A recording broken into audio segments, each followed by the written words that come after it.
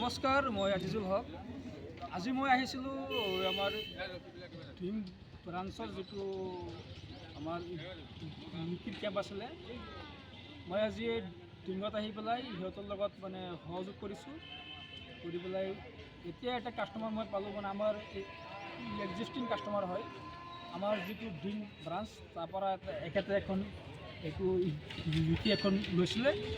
মই এখেতক এতিয়া পাইছোঁ, পাই পেলাই মানে তেখেতৰ মনৰ যিটো অনুভৱ, মানে গাড়ীখন পাই তেখেতে কেনেকুৱা পাইছে, কেনেকুৱা ফিল হৈ আছে, তাৰমানে এটা ফিডবেক মই এতিয়া দাদাৰ পৰা মই লৈ আছোঁ। এতিয়া মই পোনে পোনে মই দাদাক কেইটামান প্ৰশ্ন কৰি আছোঁ যে গাড়ীখন আপুনি যে লৈছে, গাড়ীখন লোৱাত আপোনাৰ মানে আগৰ যিটো আছিলে টমটম, মানে আপুনি আগৰ টমটমটো এক্সচেঞ্জ কৰি সেইটো লৈছে ন? মানে আপুনি আগতকৈ এইটো অলপ বেটাৰ পাইছেনে নে তাতকৈ কম? মানে আগতকৈ এইটো বহুত বেছি মানে ভাল হৈছে ন?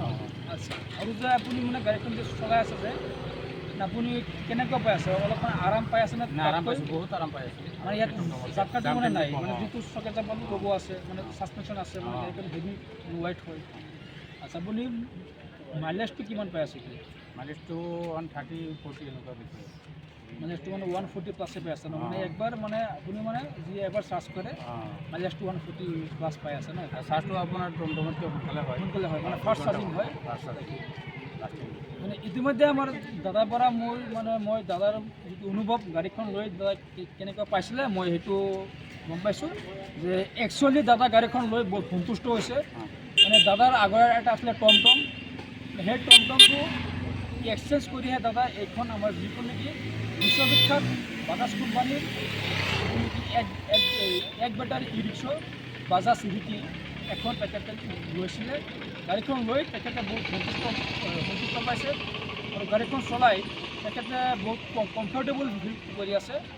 যিহেতু ইয়াত মানে পেচেঞ্জাৰ উঠিলে বহুত আৰাম পায়, কিয়নো ইয়াত যিহেতু চকেট জাম্পাৰ লগোৱা আছে, মানে স্প্ৰিং খাই থাকে, মানে জাটকাটো একদমেই নাই। আৰু ইয়াৰ মানে বেটাৰী, কণ্ট্ৰলাৰ, মটৰ আৰু চাৰ্জাৰৰ সম্পূৰ্ণ 3 বছৰ ৱাৰেণ্টি আছে। আৰু এটা কথা, মানে ইয়াত কিন্তু সম্পূৰ্ণ কি হয়, বেটাৰী, কণ্ট্ৰলাৰ, মটৰ আৰু চাৰ্জাৰ সম্পূৰ্ণ ৱাটাৰপ্ৰুফ হয়। গতিকে মানে দাদাৰ ফালৰ পৰা আমি আজি যিটো ফিডবেক পাইছোঁ, সঁচাকৈ মই অতি সন্তুষ্ট হৈছোঁ। আৰু যদি আগন্তুক দিনত আপুনি মানে কোনোবা কাষ্টমাৰ থাকে, ৰেফাৰেঞ্চ থাকে, নিশ্চয় আহিব বুলি আমি আশাবাদী। দেই, থেংক ইউ। যাক লগ পাই বহুত ভাল লাগিল, ধন্যবাদ।